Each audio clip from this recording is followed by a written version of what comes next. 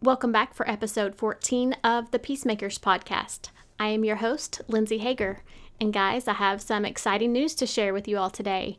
My workbook and my group program experience that many of you have been hearing about through my Instagram account is just about to launch, and it's called About Me: Discover and Own Your Story. I created it specifically for those of you that identify as an Enneagram Type 9, or for those of you that are 9-ish, for those of us that are looking for peace in all the ways that we can find it. Basically, if you're someone that's put themselves on the back burner of your lives and you're ready to take further steps in this journey of knowing yourself and growing in confidence in who you were made to be, this is for you. I'm opening this first round up to about 20 to 30 people. You'll get a PDF workbook and an exclusive 4-week group coaching experience with me and others like you. This is for those of you that are ready to invest further in your self-discovery journey.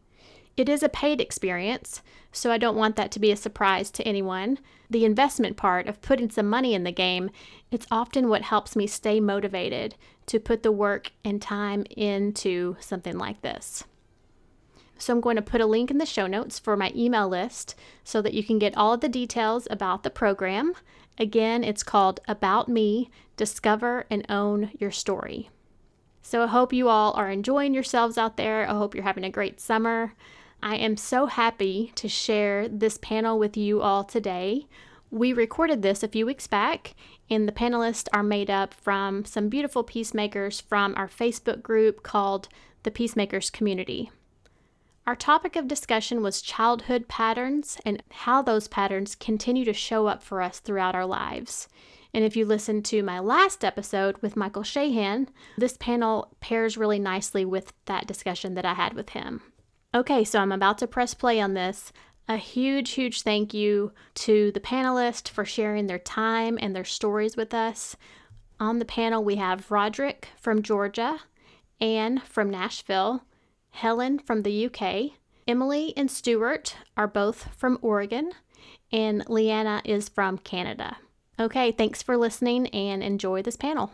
I just appreciate you all being here today, and we have 6 panelists. Today our topic is childhood patterns and the roles that we played as kids. And then also we're going to talk about the roles that we continue to see as we're older, like as a Type 9. What are some of those things as a child that you've continued to see as you're older, and, learning more about the Enneagram, how that all kind of fits together. We'll start here by just doing a quick introduction. Okay, Rod, we're going to start with you. Introduce yourself, tell us where you live, and maybe just a little bit about yourself. All right. So my name is Roger Holloman. I live in College Park, Georgia. I work at a public school, particularly a second chance school. So teenage moms, a lot of different, a very eclectic population of students that normally wouldn't graduate. And a little bit about myself. So I'm the oldest of 4 boys. So it's always lovely to be around the women and get you guys perspective. I got aunties and stuff, but it's definitely different when you grow up with boys. So a lot of food was ate. A lot of stuff was broken, a lot of smelly socks around the house and stuff like that. But I think me being the oldest gave me a very unique experience, especially being a 9. Is we love to be in the background, but particularly when you're the oldest, you're kind of like the child that they're kind of like trying everything on. So you don't really get that chance to kind of sit in the background. So once I learned about the Enneagram, I kind of learned where that pressure or that kind of tension of, okay, I want to step out and I want to lead by example, but the innermost part of me really wants to just be silent and sit in the background. So that's just a little bit about me. Okay, we're going to go to Anne next. I'm Anne, and I'm from Nashville. Started learning about the Enneagram, a couple of years ago, especially got really into it at the beginning of COVID. So I've enjoyed learning kind of about being a 9 and what that means. From a family standpoint, I was the youngest and the only girl. So I have 2 older brothers and then myself. So I found kind of being a 9, you're the baby, but yet you just kind of let things go. So you just kind of went along with everything. There's kind of a huge age gap between me and my brothers. And so I was almost an only child at one point in time, but still I just was very easygoing, always in the background, kind of went along with everybody, making the peace with everybody. Okay, great. Thank you. Helen. Hello, I'm Helen from the UK, and I work with young adults with learning disabilities. I met the Enneagram how many years ago? 13 years ago, and I found it really, really insightful and really, really helpful. I'm the oldest child of 3, so I was very much the one that was expected to take the lead and behave properly and be the example. So yeah, that was quite interesting thing with the 9, because the one was wanting to be a 9 and sort of kind of be a serving person really, and yet being pulled out constantly to be like a leader. So that tension has gone through my whole life between the inner me that wants to serve and the outer me that's demanded to lead. Thanks, Helen. Okay, next we have Emily. Great. I'm Emily Lovell, and I live in Oregon. I'm a financial coach and a life coach, and I discovered the Enneagram maybe 5 or 6 years ago just because I'm fascinated by personality stuff and typology, and I really, really enjoy it. It is so, as someone said, insightful. That's a perfect word for it. I was the second oldest of 6 kids in a blended family. So there was lots of interesting dynamics that I experienced growing up with my older brother and my younger siblings and stuff. And I resonate with a lot of what people said about being the oldest and being a leader, even though it's not innate or natural, but it's something that like develops because of your childhood. So yeah, I'm excited to talk more about all that. Thank you. Leanna. Hi, I'm Leanna. I'm from Vancouver, BC in Canada. I'm a pharmacist, work in the community. I guess we have a big pharmacy called the Shoppers Drug Mart, which is kind of like Walgreens or something over there. But I discovered the Enneagram about 2 years ago when I turned 40. I was kind of in a really dark place. And a mom from church kind of introduced me to it by reading the book that wrote back to you, I think, Ian Morgan Cron. But yes, as soon as I read about the 9, I knew that was me, and my whole life made so much more sense. And it's been great. I have an 8-year-old boy, and I'm the oldest of 3. I have a younger brother and a baby sister. I'm almost 10 years older than her, so I was kind of her nanny. And also being the eldest, I was, kind of like a lot of people here that were the eldest, had to be in leadership, but really didn't want to be there. So a lot of conflicts that drove my life.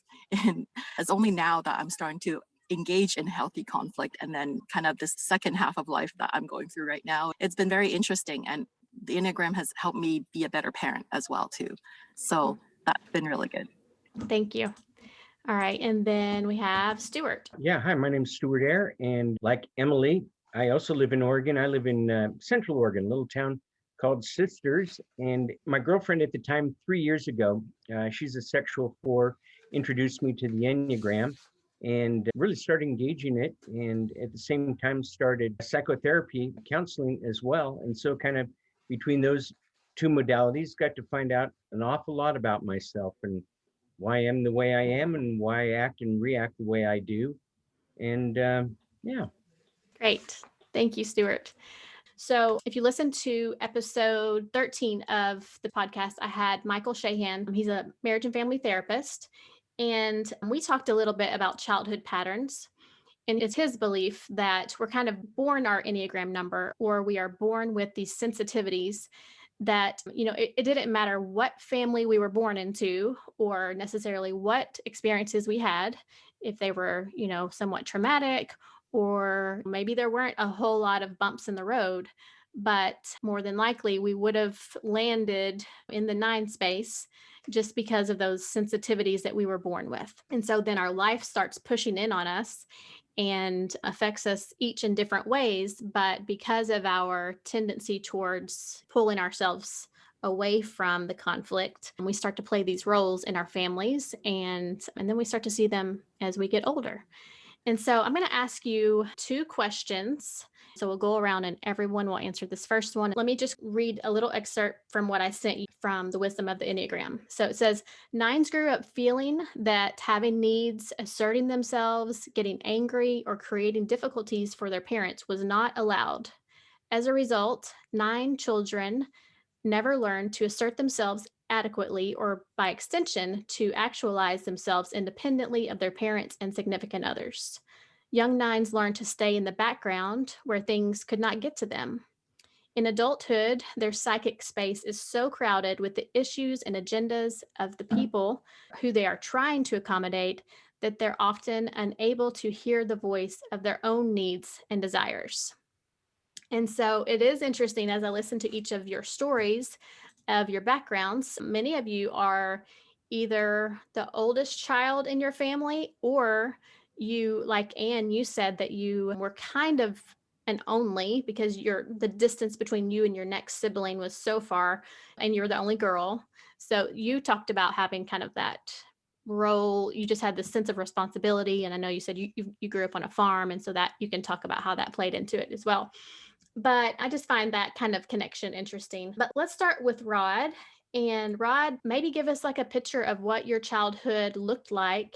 And as you hear this description of the 9 child, where do you see kind of this description fitting for you?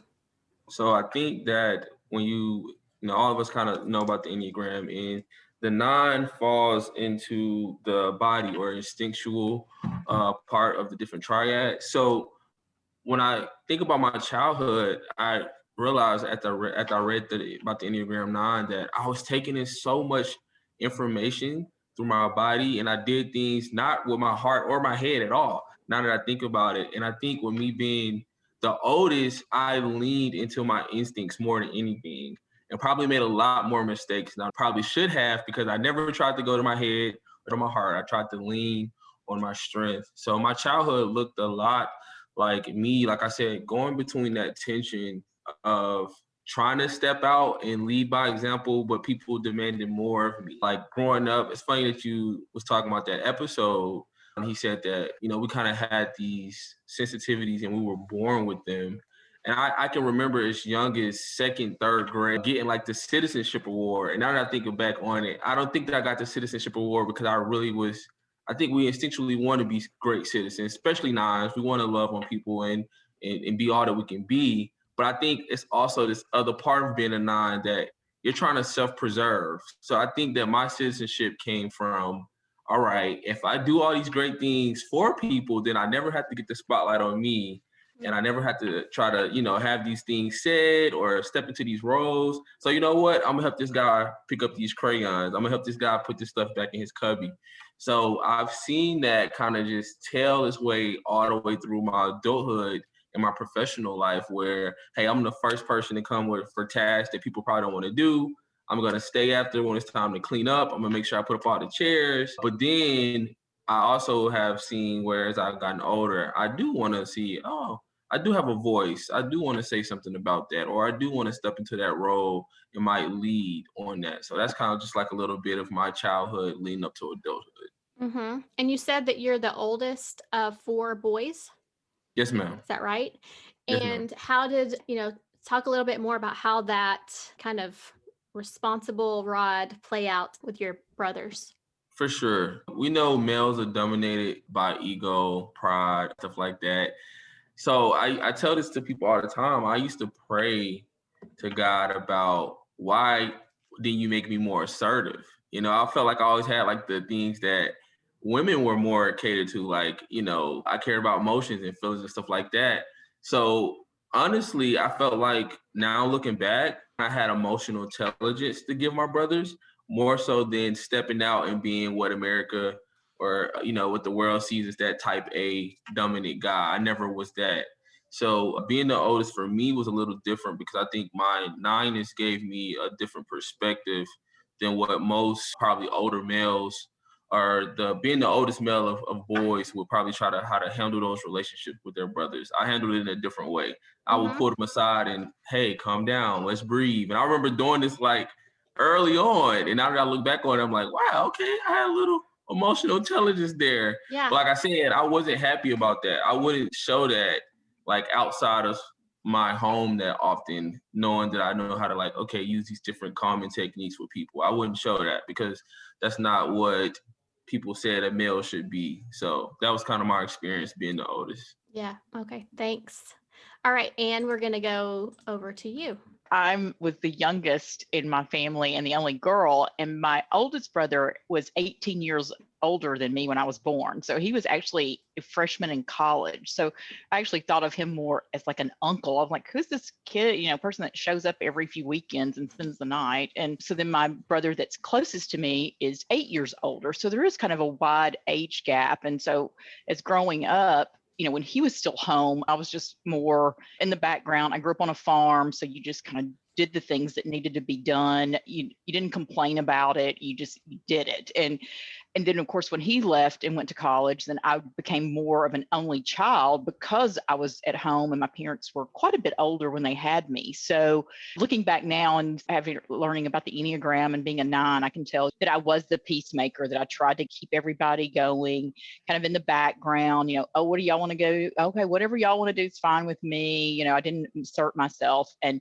now fast forward into, adulthood, and now that my dad is still living and my youngest brother is still living, I find myself being a peacemaker really between those two because they just butt heads, I feel like, constantly. And so I feel like I'm constantly having to go, okay, listen, don't deal with this. I'll take care of this. Let me deal with it. Being the helper, constantly, trying to do what needs to be done and kind of, but yet never asserting like, okay, this is what it has to happen or anything. So, I feel like even now, it's always being that peacemaker, always, putting everyone else first, or not using my voice or asserting myself into it. Mm-hmm. Helen, you want to go next? Yeah, so I was the oldest child. I would say that my upbringing was, because in the UK where I live, it's kind of right down in sort of the country, and I grew up on a farm as well. And I would say that the attitudes of the parents at that time was very Victorian. So it was very women and men. Women had specific jobs and specific voices or lack of voices, like in church, no voice. And, men had their heavy work and the women looked after the home. And that was very, very strong. And so I was born into a role where straight away I had to be the one that took care of my brothers. I had 2 brothers. One, there was a big gap, 9-year gap between me and the youngest, and only 2.5 with the next one. And so I became like the mini mom. And it was a strange situation, really, because I didn't feel, well, I felt this tension, actually. I felt this tension between, women aren't supposed to have a role, women aren't supposed to speak. And yet I was having to sort of, lead. It didn't feel the same as being a mum. It felt a little bit different. And so I remember once my brother just under me, he was messing around down by a river. We were in the park and my mum worked. And suddenly I saw the shoe floating off down the river. And it was like, oh no, I know that's going to be my fault, and got home, and sure enough, my brother nothing happened for him, but for me, I was in trouble because I should have stopped that shoe from going sailing down the river. So there were many sort of incidences of where I was expected to play this lead role, and the one that knew better and the one that should behave better. And it was at odds somehow with my personality somehow. And I really do think that because of growing us up in this sort of women and men, different roles thing, I've actually felt dogged my whole life, really, feeling like, this is a man's world and women aren't necessarily taken very seriously. An example of that was a couple of years ago. I was broken down on the motorway in my car and I called the AA man, and after 4 hours and freezing, one came. And then they tried to take details from me in order to then get me home. And they just said, sorry, you don't exist. You're not here. You're not on the database. I'm going, but I am. And they wouldn't listen to me. And in the end, I had to phone my stepfather and tell him my details, who phoned them and said the same details. And I existed suddenly. So it was really, really frustrating, that it was another example of, if you've got a male voice, you're heard. And if you've got a female voice, you're not heard. So that is a situation which has dogged me quite a lot. And alongside that is that women have no needs. Women have to put everyone else before themselves. And my mum is still like that, actually. If we're out in the car and it's my right of way in the car, she'll tell me to wait and let the other person first. And I see that in lots of areas of my life where I have to make sure everybody else is okay first, and then I'll see to me, or if there's anything left for me, I'll have it, and if not, I won't. But almost like I can't relax, until I know everybody else is happy and got what they need. Thank you, Helen. You brought up a few things that makes me think about just the cultural roles that people play. So you talked about women and men and the view of what a woman is supposed to do or the role she's supposed to play. And, there's many different cultural topics we can talk about in that same way, like what ethnicity are you, or a lot of times it comes back down to like how much money do you have, what's your status in the world or in your community. But as I've learned about the Enneagram too, I think about the other numbers, and sometimes I get a little bit of a chip on my shoulder talking about like 3s and 7s and 8s that have more of this outward energy. And so they may have been experiencing those same messages of, well, you're a woman, so you don't need to speak up as much. But because they were maybe a more outwardly spoken person, and, at least in America, in this culture, if you're driven, if you have some sort of like drive pushing you forward to do something great in your life, then you're going to get attention anyway. So I feel very sad when I think about either introverts or type 9s or people that have that tendency to put themselves in the background. I get very like protective of us and sad, because if we were born with these sensitivities to be a little more tender or put ourselves in the back, then it makes me want to fight for us all the more, and as I hear y'all's stories and as I think about my story, there's something in me, and maybe it's like that 8 energy or whatever, like, come on, like, let's keep striving to put our voice out there, because there's nothing better about a 3 or a 7 or an 8. It's just they were lucky enough to have that, forward energy, that assertive energy, I guess is what I'm trying to say. All right, let's go to Emily next.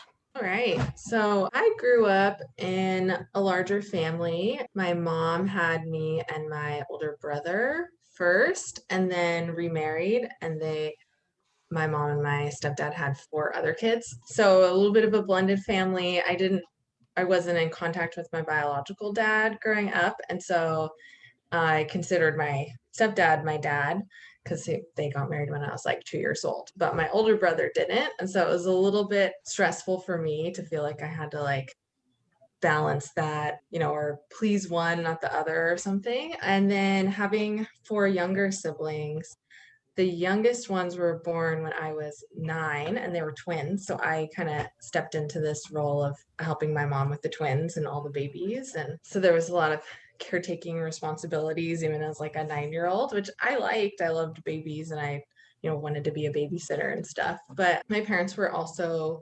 pastors. So there was a church setting that we were involved in. We were homeschooled, so we were a very tight-knit family. And so the 9 tendencies that I saw pop up were just kind of accommodating any way I could, and just I didn't want to make too many waves. I feel like the waves I did make, it wasn't necessarily that I didn't know how to be assertive or confident, because I did feel confident in my family, but it was more about like not being able to be assertive with my emotional needs. So once I hit puberty, I was just like a leaking faucet, crying all the time and feeling very embarrassed about it, because, it's hard to explain why you're crying when you're 13 years old. And my mom is a 7, so she's very assertive and avoid some of those more negative emotions or things that seem painful. She was both my parents were very nurturing, but they're also pretty assertive, go, very energetic people. So I've learned a lot from them, but I see that in my adult life, I have a smaller social circle than when I was growing up, because it's a little bit easier for me to kind of not isolate necessarily, but to just kind of simplify my life and just like have me, my husband, we just had a daughter a year and a half ago. And then like we have, a couple friends here and there. I mean, the pandemic obviously affected that as well, but I found that I still have a role of like trying to balance things out. Like whenever there's conflicts in the family, I want to like hear both sides, and I want to help people find myself doing a lot of mediating because that was what I did as a kid, a lot of like helping out with fights and stuff and trying to get all the kids to get along. And I saw that at church and at school as well, just like, why can't we all just get along type of stuff. Do you think you did that because you wanted the peace to be there, or did you feel responsible that you were the one that was supposed to bring the peace to them? It was a little bit of both, but I think it was more that I wanted the peace. I would get annoyed when people would be fighting about something that I didn't think was that important. I'm like, why does that even matter? Can't you just let it go? You know, because I let a lot of things go. And when I was younger, I didn't really understand why other people couldn't. You know, it would be like, you're making a big deal or making a big fuss about things type of ways of thinking. Yeah. Very nine-ish sounds. Yes. Okay. All right. Thank you, Emily. All right. Leanna. Hi. So growing up, I resonated a lot with Helen and Emily. My grandma had 9 kids, so I have lots of cousins. And I was grew up like a latchkey kid. My parents worked 16-hour days, so didn't really see much of them. So I was pretty much like the nanny. I became the parent to my brother, who was only 3 years younger, and then my baby sister, who's 9 years younger than me. But my grandma was the main babysitter, and I guess we lived within blocks of each other. So I would be the one responsible. Anything that went wrong, it was my fault because I'm the eldest, and if I didn't corral all the cousins to behave, then it was my fault. And I wonder if it's a cultural thing as well too, because I resonated a lot with what Helen was saying, that, you know, all us children were supposed to be seen and not heard. And the women are always in the background, you know, busy picking up things, making everything look perfect and not have any needs or demands. I guess another thing that compounded all the feelings I've got when I was a kid is that I'm first generation born here in Canada. And my parents were from China, and my parents were arranged marriage pretty much. So there wasn't any dating. So I don't know, love is kind of like a weird thing. And also in our culture, in our family, we don't feel feelings. There's no such thing as feelings. Feelings are irrelevant. And stoicism is like praised. You know, you're supposed to be like stoic, like Buddha or something like that. And so any showing of emotion is a sign of weakness. And so if you feel bad about anything, you stuff it down inside. You just don't talk about it. So that created a lot of problems. So I learned to just become invisible, kind of like, you know, I do a lot of things to prevent any conflicts from happening because it all comes back to me. I would be in trouble. And also I wanted the peace. So it was kind of a double whammy in that sense. And yeah, so it continued into my life. I became kind of more of like a workaholic, always working extra, coming in early, staying late, doing everything to make sure everything goes well for the team. I don't leave anything behind. And yeah, it's pretty dysfunctional in that sense where I didn't even know who I was. I knew what everybody else wanted. I have no idea what I wanted. So I became a pharmacist because my parents wanted me to. And all these things, did whatever everybody else wanted me to. And then midlife, I'm like, oh my gosh, I did everything everybody wanted to, and I'm miserable. What's going on here? And now having the Enneagram as a tool to grow back to me, to the real me, has been very, very good, very therapeutic. Thank you. All right, Stuart. Yeah, where to begin? Well, when I found out I was a 9, I absolutely hated it. It's like, no, anything but a 9. You know, I come from a blended family as well. My older brother and sister are about 6 years ahead of me. And I think my sister's a 3. My older brother is probably 7 with an 8 wing or an 8 with a 7 wing. And I learned early on kind of that my voice didn't matter because my mom and dad would argue, and they would not argue a lot, but when they did argue, it was pretty loud. And my brother and I, my younger brother, who's also a 9, would protest them, you know, arguing. And, you know, I'd be standing there crying and asking them, stop, you guys got to stop. Yeah, I was about 4 or 5 years old at the time. And they wouldn't. My voice was ignored, you know, just go away, go upstairs, go to your bedroom. And they would finish that off, and I'd never get any closure after these arguments. And so that was kind of where I learned my voice really doesn't matter. So kind of the peacekeeper's way of doing things, of just being, kind of in the background. So then when I got into therapy, about the same time I started really diving into the Enneagram, my therapist took me through family of origin and, looking through all the traumas. And that's where I went, okay, this all makes sense now. And I'm pretty sure my mom was a very unhealthy 9, narcissist, passive aggressive, really learned the whole passive aggressive thing through my mom. So been working on that, trying to shake that out. But yeah, that's kind of my story. Yeah. Okay. Thank you, Stuart. Okay. So for this next question, what I really want our listeners to take from this is, it's really, for me, it's all about like that continual acknowledgement of self-awareness, that our presence matters, that yes, we may have had these childhood patterns and these stories that are super important and super vital to growing and creating new patterns for ourselves. But I'd like you to talk about, what does it look like? And some of y'all touched on a little bit with your adulthood now. So as an adult now, what are some things, or what has been pushing up against you in your life that you're like, oh, that's my 9ness. That is loud and clear, and I got to do something about it. Like, have there been like specific events that you would want to share, or circumstances, or maybe just a story? I just think it'll be helpful for people to hear what it looks like for you when these ego patterns push up against you, and maybe some of the steps that you've taken to change that or get better, or, if you've gone to counseling, or just digging in more to the Enneagram, obviously, is one of those things. So we'll start with you, Rod. So I think we, as 9s, all of us can probably know that feeling of inertia, right? That feeling, man, everything around me is moving, but I'm like solid as a rock, being stubborn. So I think that's probably the one thing, when you say something that's probably stood out in my adulthood that's affected me, that I can really just point at, is the inertia of, okay, I'll do this tomorrow, but then I still haven't done what I was supposed to do 2 weeks ago. So now this stuff is just building up.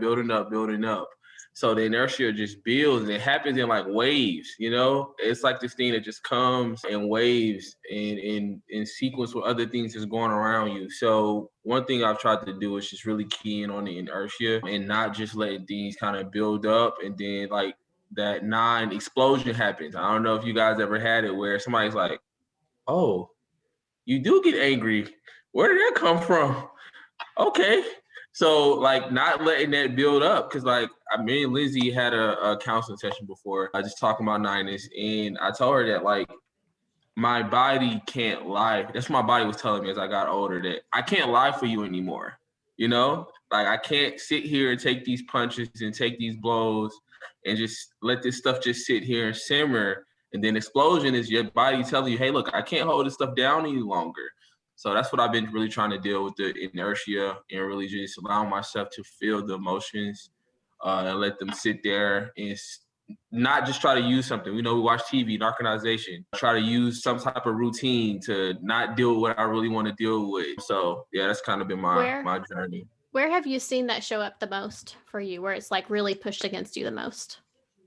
To be honest, to me, I think it's been all areas, man. Like it's been professional life, it's been relationships. I would say relationships. I'll key on relationships. I was listening to Emily, and she was talking about having that small group of friends. And I think we at 9s does that, because when we have a small group of emotions to deal with, we can manage that better. What we're really trying to do is manage the peace within inside ourselves with those relationships at the same time. And when you got 10, 20 people to do that, it's hard to try to maintain your peace with all the other, mindsets and positions and like everything. So for me, it showed up in relationships the most. And I kind of tried to say over the last couple of years to really allow myself to go deep. Sometimes we can go surface level and be fine with that, because I don't have to deal with the emotions. I could just deal with mine and take a little bit of yours. So I've been trying to go deeper with my relationships, and not just have associates, but really have some close people around me. Yeah. Yeah, I think about that. Helen and I have talked about highly sensitive, is it HSP, highly sensitive people, and just like that empathy. And that totally, I think, is another thing, like Michael Shahan was saying, that we're born with these sensitivities. And when you're in a crowded room and it's like all of these voices, either it's their voices or it's their facial expressions that are coming at you, or just the vibe of the room, and it's like it makes me anxious, or I gotta just go do something else because it's too much at once. Thanks, Rod. We'll go to Anne next. Two areas, and I'll kind of spearhead off of what Rod said.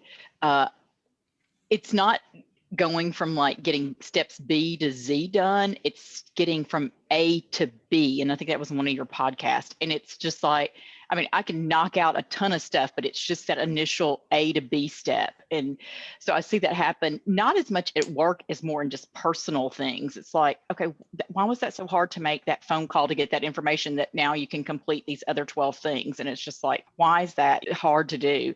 And then I think the other thing that I show my 9-ness in is just conflict in general. You come home and we have older kids and they're getting into it with each other, they're getting into it with their dad, and it's just like the constant. And I'm like, I just want it to be peaceful. How can you not, why does this matter? Why are you arguing over this? This is not even relevant to anything. Why do we need this? So just that constant battle. And then it's a battle within myself because it's like, y'all are driving me crazy. I need peace and quiet. I need, this is killing me. It's like, why does this matter? What do we need to do to resolve this? And then of course, denying everything that I need, not asserting myself, but like, okay, yeah, we'll have hamburgers tonight. That sounds great. Yeah, it's not what I want for dinner, but if it'll keep the peace or whatever, then, that's what we'll do. Whatever it takes to have that peace. And sometimes you're talking about being in a crowded room and lots of people. And it's like, I'm just going to go out the back door and just kind of take a brief moment of breath and then come back in. It's just like,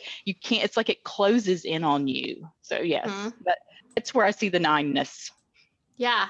My daughter, she's almost 8, and I almost hate it when she has a playmate over. She's the only child. When she has a playmate over, I'm like, I know that I'm going to be needed the whole time, and I'm going to be mediating. Like if they get upset after like 30 minutes of hanging out, I'm like, okay, well, you guys can do this, and you can color over here, and Haley, you can go upstairs. And my husband's like, why are you doing this? Like, she needs to learn to work it out. And I'm like, but no, I want her friend to have a good time. Like her friend's here wanting to have a good time, and I want that. And it's just like a sick way of trying to create my own peace, basically. Yes. I'm not really doing it for them. I'm doing it for me. Oh, yes. No, we talk about sometimes when we go on vacation about getting a house and sharing it with another family. And I'm like, absolutely not. I'm like, I love going to the beach, being with them all day, going to dinner, but I've got to have that early morning where I'm by myself and kind of do my routine, or the late at night to do my routine. It's like, I cannot share like a whole week. Now we can do a long weekend, that kind of thing. But just the thought of going and spending a whole week in the same house with another family, I'd just rather not go on vacation. It's like, okay, I'll just stay home. Y'all go have fun. I'll stay home. Okay, I'm going to mix it up a little bit. Stuart, if it's okay, I'm going to jump down to you to go next. I think probably one of the big ones for me is conflict avoidance. And I've gotten better at that, but I've kind of have to figure out where do I step in? Is this worth something, engaging in? Or is this something, just kind of let it slide. They just kind of say their opinion and go. So kind of figuring that out. And the thing I'm finding out is when I state my opinion, people are pretty respectful of that. They may not agree, but they're respectful of it. And the other thing that I discovered is in my personality, I felt that I needed to win the argument. If I was going to, get into conflict with somebody, I needed to make sure that I won that. And that just doesn't matter anymore. I don't have to win. I just make myself known and who I am. And so that was a pretty eye-opening one for me, I think, was the conflict avoidance. That's good. And then Stuart, you also talked about learning about your family of origin. What was it that was so helpful for you of learning about your family of origin? And do you feel like that was pivotal in, going into your adult life? Well, you were already an adult when you did that work, right? Yeah, that was just a few years ago. It's been very, very helpful. And, the whole family of origin thing, it finally made sense how I became a 9 and, the things that I brought along with me on that journey into adulthood and the difficulties that arose from from being a 9 and not knowing that I'm a 9. That's has been the most eye-opening thing. And in talking to people, they say, yeah, you have changed over the last 3 years. And so that's, I think, just working with the Enneagram and working with the therapy has been very, very helpful in kind of seeing those patterns and stepping into them. Check in, am I being passive aggressive? Should I just have been more straightforward in my response to that person? Was I just being kind of a butthole and being passive aggressive when I should have just been straight up with that? So getting better at that, that's for sure. For me, it's the whole thing of merging. That's been the biggest theme through my life. And it's been one of those things where I would say it's my greatest strength, but for myself, it's my greatest weakness. So as a greatest strength, it's meant that I've been a good teacher. So it means that I can really let go of myself, and with my students that come to me, then it's like if I empty myself, then I'm actually aware of them and what they need and what to do. And there are lots of examples through my life where this ability to merge with other people has been a strength in terms of them. Where it's been a pain for me is, well, Lindsay, we've talked about this from time to time, where I feel as if I'm actually invisible and I struggle to get visible. So unless I'm doing my thing, people could actually kind of forget about me altogether. And so that's something that's painful. But if I took the two things together, I wouldn't change it for the world, because I have been able to use it to be of service, which is what I believe that I come here for. So the fact that it hurts me at times, I still wouldn't change it, So yeah, merging. Thanks, Helen. Okay, Emily. So I found in my adulthood, I've been mostly okay with like my career choices and things like that, although I have trouble finishing things. But it's been more about like my emotional state that has been, I've seen a lot of 9 patterns of not really knowing how to deal with powerful emotions or how to accept them or what even to do with them. I was diagnosed with an autoimmune disease in my early 20s. And so that was really stressful for me because I was in a state of having to ask for a lot of support.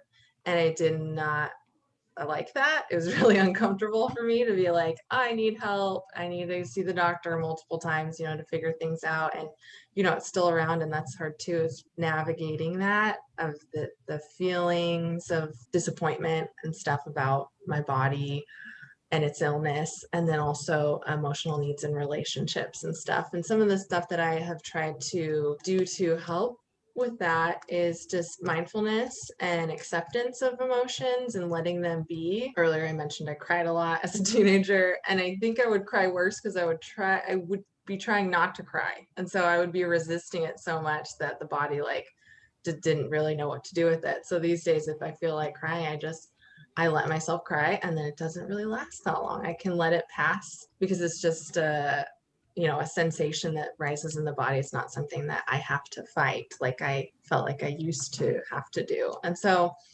yeah, the emotional stuff has come up a lot, and I've pushed up against that a lot. I'm trying to use them and learn from them and not ignore them or neglect them. Yeah. Great. Thank you. All right, Leanna. Listening to Emily, I also have an autoimmune disorder.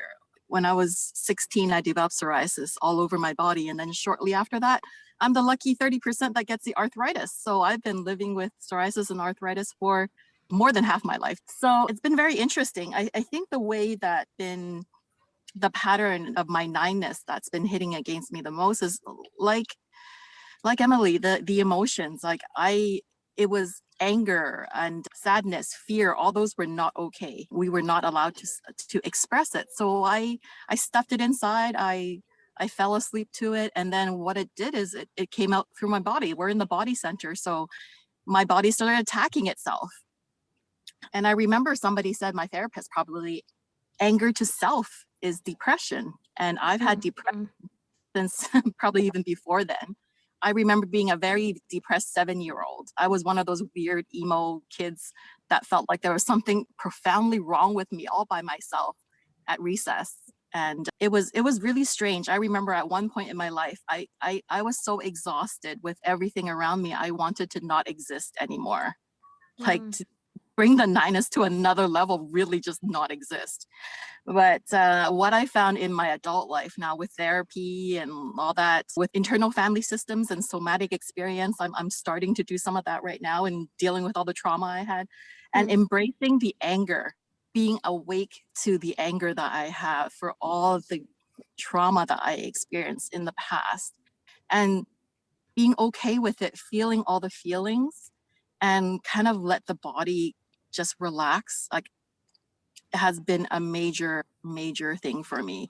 It was through that I was able to rebuild, reconcile some of my broken relationships. I have let my husband believe that he was the perfect husband for 10 years, and he wasn't, because I was just not telling him what was really going through my mind and what was going on in the relationship. So yeah, so now that it's only in this last year that I was able to engage in a healthy conflict with him and be honest with him, because like Brene Brown said, clear is kind, unclear is unkind. And I was not giving him the chance to be the husband that, he wants to be for me. And so it's been great, this Enneagram journey, knowing myself and knowing that he's a 6. That makes so much more sense now, knowing that, okay, that's Yeah. I have a lot more compassion So for good. him. Yeah, so it's great. That is so good. It's so good. I want to say this last thing is that, so this is the 14th episode, and the feedback that I get from others, just when I talk to them one-on-one or when they listen to a podcast episode, or there's a lot of other Enneagram panels out there. Like the Art of Growth has great panels. Like I'm the queen of researching like all of the 9 episodes, like of all time. Like I will listen to all that. I'm so self-absorbed in that way. But I know how much it means to other 9s and other people out there listening that maybe not, they might not be a 9, but they have these tendencies. I know how much it means to them to hear your stories. And I think we just have so much beauty to give. I mean, it doesn't matter how old you are, how long you've known this part about yourself through the Enneagram language, or, maybe you feel like you're behind. Maybe you're like, I've lived all this life and I've wasted time. Or, or sometimes I feel like I have tried and tried and tried to get over an issue so many times, and it starts to build up shame because I'm like, how much longer? How, like, can I not even get the dishes done? I mean, just ridiculous things, small things. But I guess I'm just so encouraged by you guys and thankful that you're recognizing your value and that you're like, I do matter. And because I matter, I'm going to do the work, even if it's hard. And I'm going to show up and just keep doing it one day after the next. And Rod and I have talked about this. I'm going to tell on you, Rod, and you and I are going to do a solo episode about this, because he has this amazing idea that he has carried with him through his whole life of something that keeps showing up. It's kind of like a passion in him. And it keeps showing up in different areas of like, oh, this is who Rod is here, and this is who Rod is in this setting.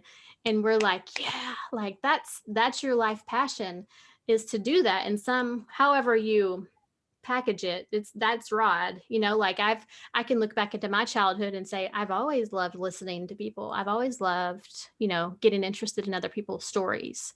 And, Leanna, you said that you kind of went the route of pharmacy because that was kind of an expectation of yours. But now it's like, what's next? Like you have a playground of all these things of discovering yourself, and what could it be that you do next? I mean, not that you're going to let pharmacy go, but there's so many things to discover about yourself and about what you want to do with the next part of your life. So any last words before we leave? I would love it if 1 or 2 people would just give like a sentiment. If you were speaking either to a 9, or if you're speaking to yourself like 10 or 20 years ago, what would you say to them? What would be your best advice? I'll say something. Okay, and you go first. I would tell either my younger self or another 9, you do matter. You do have a voice, and don't overthink it. Just be assertive, get out there and say something, do something, be loud. I want to say something kind of similar, just like I would tell my younger self not to take herself so seriously because I was quite self-conscious. I still am a little bit, and I would just encourage her to be like, not as many people are watching you as you think they are. That you can just be yourself and enjoy yourself, and the people who matter and who know that you matter are going to see you for who you are. I would say for me, obviously with nines, we can be a little bit reticent to engage with our feelings and let our feelings be known in the moment. And that's what I would say to my younger self is just figure out what you're feeling and then just go ahead and barf it out there. You can't be responsible for how other people are going to feel or how they're going to take it, but to just be yourself. I mean, especially in engaging the last woman that I was going with, I would wait till the next day to respond. We'd have this conversation, then I'd play it through my mind, and then the next day respond. And it's like, no, I had all that stuff in my mind yesterday.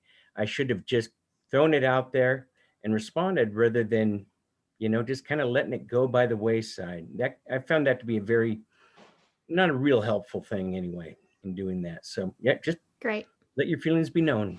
Thank you so much. All right. Anyone else? Hey, Lance, I just want to say, can you get this panel back together? I don't know if everybody would love to come back.